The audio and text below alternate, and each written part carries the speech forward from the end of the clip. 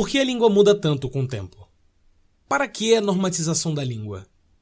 Por que a cultura influencia tanto nesse processo? Aliás, por que há variação linguística? Variação linguística é a capacidade que a língua tem de se transformar e se adaptar. Como o princípio fundamental da língua é a comunicação, é compreensível que os seus falantes façam arranjos de acordo com suas necessidades comunicativas. Os tipos de variação linguística são diastópica, diacrônica, diastrática e diasfásica. A norma culta.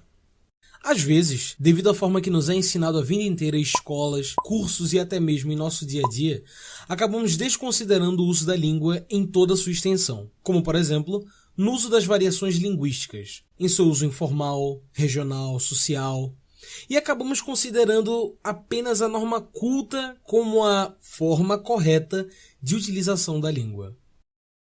Para que norma culta? A norma culta tem sua importância organizacional para a língua quando em sentido de criar um padrão e reger a língua em si, servindo como guia para as diversas formas de uso da língua, as variações.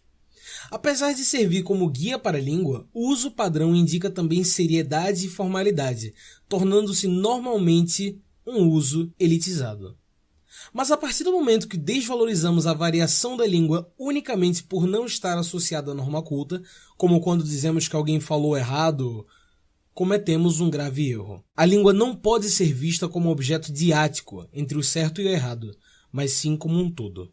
A variação surge nesse exato momento, o momento em que a língua entra em conflito consigo mesma, e o padrão é quebrado, surgindo assim os diversos usos da língua. Variação regional. Começamos com a variação diatópica ou regional, que ocorre de acordo com a cultura de cada região. Está presente na forma de expressões linguísticas, variação de palavras que possuem o mesmo significado e a supressão ou modificação de alguns fonemas, que chamamos de sotaque. Para exemplificar, vamos às músicas. Asa Branca, de Humberto Teixeira e Luiz Gonzaga, é um exemplo de utilização de regionalismos típicos do interior do Nordeste. A fuga da norma padrão, nesse caso, tem como objetivo aproximar a realidade do homem do sertão e sua simplicidade, também mostrada linguisticamente, do público do resto do país. Fornaia e plantação demonstram a mudança comum no modo de dizer algumas palavras, mais presentes em algumas regiões específicas do Brasil. Muitas léguas, para mim, fazem parte de uma informalidade linguística comum na fala do brasileiro. A concordância pode não estar de acordo com a norma padrão, mas gramaticalmente não está errado. O traço do sotaque na entonação dos fonemas também é bem presente.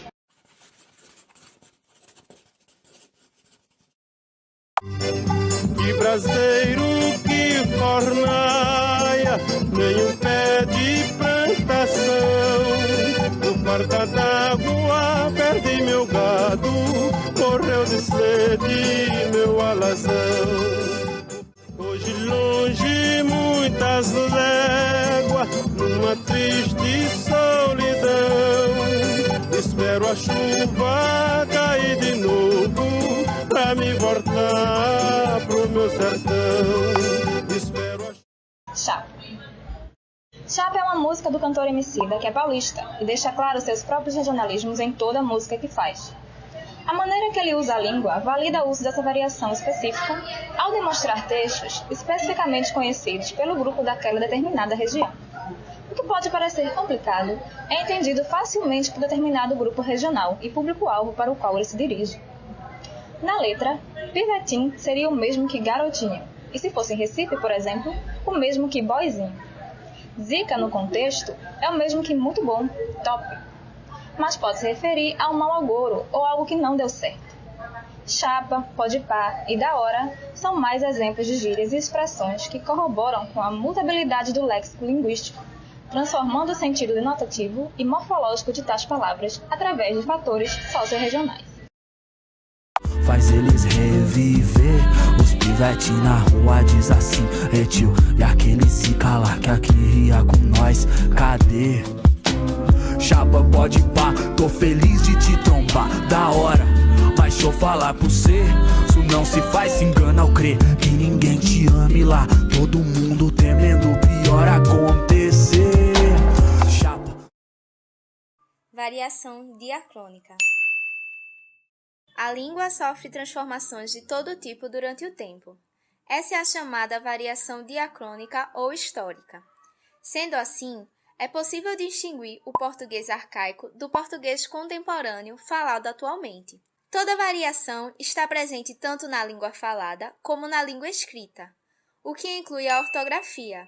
A exemplo, temos o caso da palavra farmácia, hoje escrita com F, mas que já foi grafada com PH. Expressões e grafemas que caíram em desuso e vocabulário típico de uma determinada faixa etária são exemplos da variação diacrônica.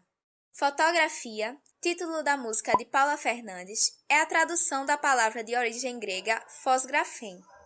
Com o tempo, o referente também foi chamado de retrato e autorretrato, termos que também foram substituídos pela palavra foto.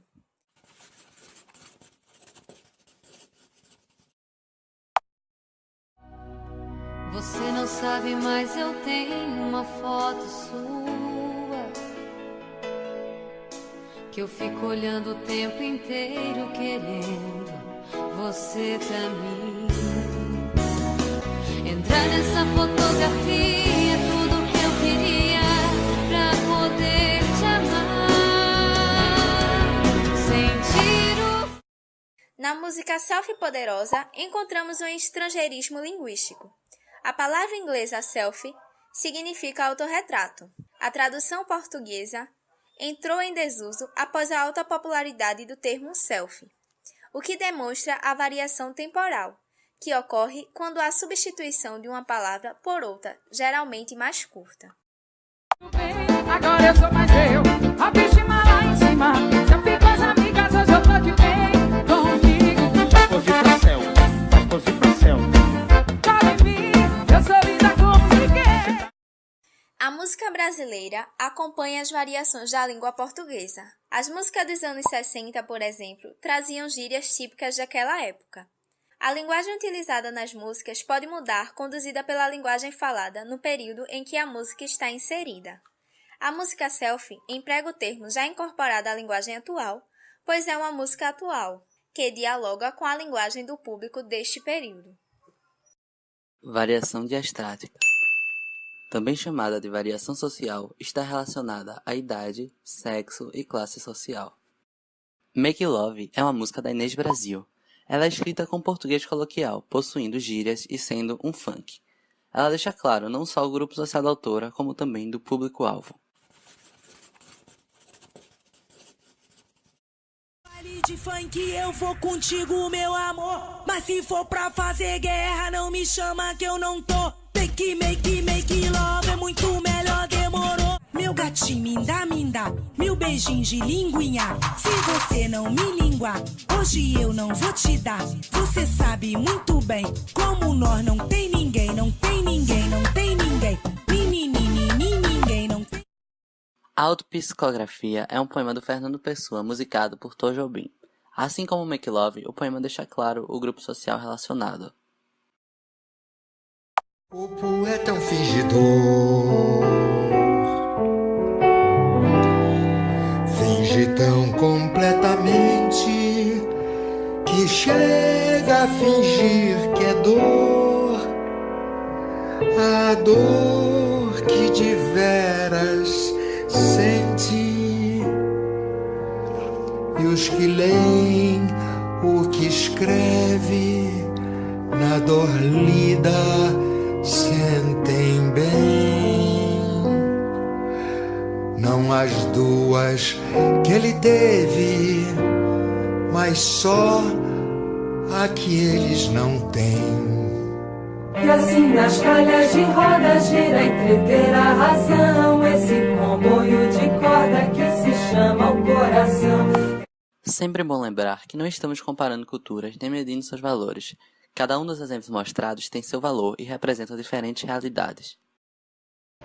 Apesar da classificação, muitas vezes ocorre uma aglutinação de mais de um tipo de variante num mesmo exemplo. Logo, as tipologias não se anulam. Cada uma das variações empregadas nas músicas são direcionadas a um público-alvo capaz de decodificá-las e consumi-las. Desta maneira, imprimindo sua identidade e realidade e afirmando seu estilo como variante da norma padrão e não erro. Em certos casos, as variações são tão acentuadas que a própria compreensão do código linguístico é afetado, podendo tornar o ato da decodificação da informação algo bastante complicado para um coenunciador, digamos que leigo, na variação utilizada no diálogo. Mas não se aveste não, pois as variações linguísticas não são um índice de erro, mas sim do multiculturalismo atuante em nossa língua.